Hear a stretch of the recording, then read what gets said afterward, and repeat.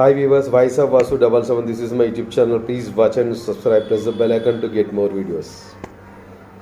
Chhaava review social మీడియాలో కూడా చూస్తే ఎక్కడ చూసినా సరే ఈ మూవీ గురించి రివ్యూ వస్తుంది కదా. మరి మన పాఠ్యపుస్తకాల్లో కూడా ఈ స్టోరీ మనం చదవలేదా అసలు? మనకు స్వాతంత్రం వచ్చిన తర్వాత 20 సంవత్సరాలు 25 years వరకు ఇలాంటి చరిత్రను మొత్తం వక్రీకరించి మొఘలుల చరిత్ర, ఖిల్జీల చరిత్ర, బహమనీ సుల్తాన్ల చరిత్ర ఇట్లాంటి చరిత్రను రాసి చెప్తే కానీ ఇలాంటి గొప్ప రాజుల యొక్క చరిత్రను ఎక్కడ చరిత్రలో కూడా రాయలేదు. ఎందుకంటే పార్షాలిటీ అనమాట. 70 years ఈ గవర్నమెంట్ రూలింగ్లో ఉండి హిందువుల యొక్క చరిత్రను తొక్కిపెట్టింది. ఎంతోమంది గొప్ప రాజుల యొక్క చరిత్రను ఈ విధంగా చేసంటే మన ఈ నేటి తరాలకు ఈ చరిత్రను అందకుండా విజయవంతంగా చూశారు. కానీ నిజం ఎప్పుడు దాగదు. ఇప్పుడు ఛత్రపతి సంభాజీ మహారాజ్ పైన చేసినటువంటి యొక్క చావా మూవీ ద్వారా తన యొక్క స్టోరీ ఏందో, రియాలిటీ ఏందో అందరికీ తెలిసింది. ముఖ్యంగా చెప్పాలంటే సోషల్ మీడియా ద్వారా ఎంతో అవేర్నెస్ వస్తుంది. హిందువులు ఏకీకృతమవుతున్నారు, జాగృతమవుతున్నారు. సెక్యులర్వాదుల కంట్లలో కూడా నలుసులాగా ఇలాంటి మూవీస్ వాళ్ళకి కనిపిస్తూ ఉన్నాయి, చూడకని చెప్తున్నారు. బాలీవుడ్ లోపల ఉన్నటువంటి యొక్క కాండ్లత్రయం, 140 కోట్ల జనాభా ఉన్నటువంటి యొక్క దేశం లోపల బాలీవుడ్ని ఏలేటువంటి ఖాన్-త్రయం.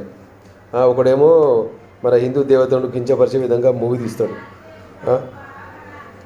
అట్లాంటి మూవీస్ కూడా ఎగబడి పోయేటటువంటి హిందువులు నేడు ఈ విధంగా ఇట్లాంటి వచ్చేటువంటి మూవీని సక్సెస్ చేయడం అనేది హిందువులు తలుచుకుంటే ఏదైనా చేయగలుగుతారు.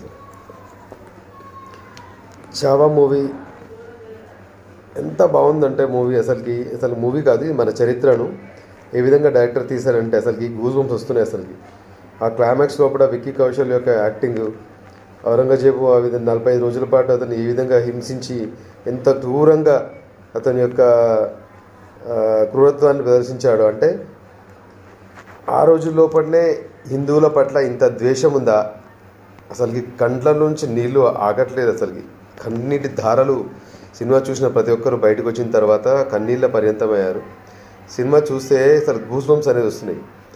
మరి మన మతము ఇంత తప్పు ఏం చేసింది అసలుకి కదా? మనమేమన్నా పరాయి దేశాన్ని ఏమన్నా ఆక్రమించుకొని వాళ్ళని ఏమన్నా ఈ విధంగా చేసామా? కాదు కదా. స్వతంత్రంగా ఉన్నటువంటి హిందూ దేశం లోపల వచ్చేటువంటి తురుష్కులు, ఇతర దేశాల నుంచి వచ్చిన వాళ్ళు ఇక్కడ పరిపాలన సాగించుకుంటూ హిందువులపైన దౌర్జన్యకాండను సాగించారు కదా. అంతే కదా. నిజంగా చెప్పాలంటే ఛత్రపతి శివాజీ హిందూ స్వరాజ్యం కోసం తన యొక్క ప్రాణాన్ని త్యాగం చేశాడు కదా. అతని కుమారుడు కూడా అతని బాట లోపలనే హిందూ సామ్రాజ్యం కోసమే, హిందువుల కోసమే, హిందువులను ఏకీకృతం చేయనికనే. కానీ ఒక విషయం అర్థమైందంటే హిందువులే శత్రువులు అని చెప్పేసి మళ్ళీ కూడా, ఎందుకంటే అప్పుడు పృథ్వీరాజ్ చౌహాన్ విషయంలో కూడా అదే విధంగా జరిగింది. 17 సార్లు గజనీ మహమ్మద్ను మహమ్మద్ గోరీని ఓడించినాక 18వ యుద్ధంలో ఓడిపోతే అతను తీసుకెళ్ళి ఏ విధంగా అతని పైన దుశ్చర్యలు చేశాడు. ఇప్పుడు సంభాజీ మహారాజ్ విషయంలో కూడా అంతే. మనకు స్వంతం రాకముందు మొఘలుల చరిత్ర ఉన్నప్పుడు హిందువుల పైన ఎంత ద్వేషం ఉండేదో దీన్ని బట్టి అర్థమవుతుంది.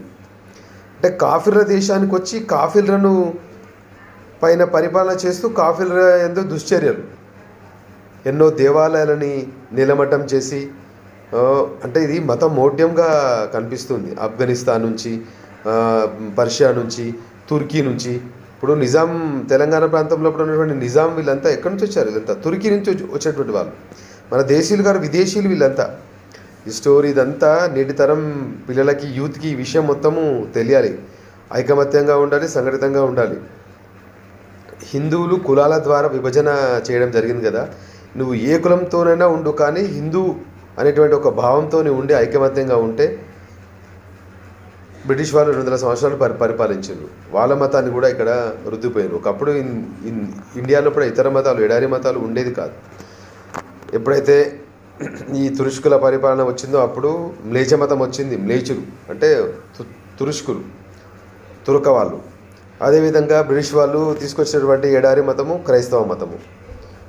మనము ఏ మతం పైన కూడా మనము ఎలాంటి దౌర్జన్యం మనం చేయలేం, కానీ మన మతం పైన ఇతర మతాల వాళ్ళు దౌర్జన్యం చేస్తారు. ఆ దౌర్జన్యకాండకు పరాకాష్టే ఛత్రపతి ధర్మవీర్ సంభాజీ మహారాజ్ పైన జరిగినటువంటి దుశ్చర్య.